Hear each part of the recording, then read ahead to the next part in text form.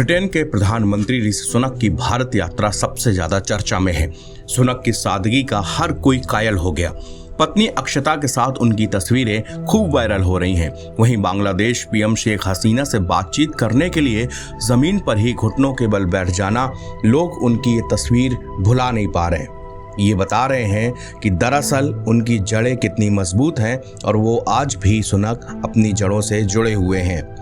भारत उनका अपने घर जैसा है। यहाँ आकर वो ऐसे लुत्फ उठा रहे थे जैसे कोई बच्चा अपने ननिहाल पहुंचा हो। कभी वो बच्चों से मिलते तो कभी किसी सरकारी महकमे के अधिकारी से हंसी ठहाके लगाते। यूके के पीएम ने भारत के नेतृत्व वाले G20 शिखर सम्मेलन के लिए नई दिल्ली की अपनी हालिया यात्रा के बारे में यूके संसद को पूरी जानकारी दी है। सुनक ने यूके के सांसदों को बताया कि भारत के साथ मुक्त व्यापार समझौते यानी कि FTA की दिशा में पीएम मोदी के साथ उनकी गर्मजोशी और सार्थक चर्चा हुई है। हाउस ऑफ कॉमन्स को संबोधित करते हुए 43 वर्षीय नेता ने अपने और अपनी पत्नी अक्षता मूर्ति के भारतीय संबंधों और भारत में वित्तीय हितों के बारे में बात की।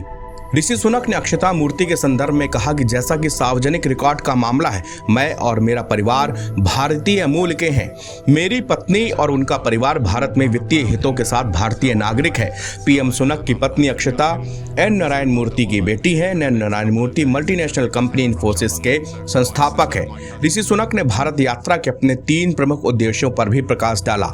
उन्होंने कहा कि रूसी राष्ट्रपति व्लादिमीर पुतिन पर राजनयिक दबाव बढ़ाना, जलवायु कार्रवाई और भारत के साथ अपने संबंधों को मजबूत करना उनके प्रमुख उद्देश्यों में शामिल है।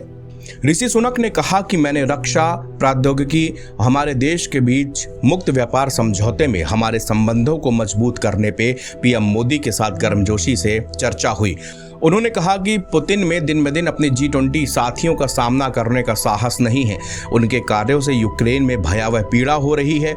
संयुक्त राष्ट्र चार्टर का उल्लंघन हो रहा है। यूरोपीय सुरक्षा को खतरा हो रहा है और वैश्विक ऊर्जा आपूर्ति बाधित हो रही है। सभी नेता पुतिन के युद्ध के कारण होने वाली मानवीय पीड़ा के बारे में एकजुट होकर बात कर रहे हैं। उन्होंने जोर देकर कहा कि यूके को जलवायु मुद्दों पर एक वैश्विक नेता के रूप में देखा जाता है। G20 पर मैंने ग्रीन क्लाइमेट फंड के लिए 1.6 बिलियन पाउंड से अधिक की रिकॉर्ड प्रतिबद्धता जताई है, जो कि यूके द्वारा अब तक की सबसे बड़ी अंतर्राष्ट्रीय जलवायु प्रतिज्ञा है। चीन पर ब्रिटेन के प्रधानमंत्री ने कहा कि मैं इस बात पर दृढ़ता से सहमत था कि ब्रिटेन लोकतंत्र को कमजोर करने वाली एक कार्रवाई पूरी तरह से अस्वीकार है और इन्हें कभी भी बर्दाश्त नहीं किया जाएगा। मैंने मानवाधिकार के प्रति यूके की दृढ़ प्रतिबद्धता पर भी जोर दिया है और मैंने स्थिर संबंधों के आधार के रूप में स्थिरता और अंतर्राष्ट्रीय कानून बनाए रखने के महत्व को स्पष्ट किया। NBT ऑनलाइन की रिपोर्ट।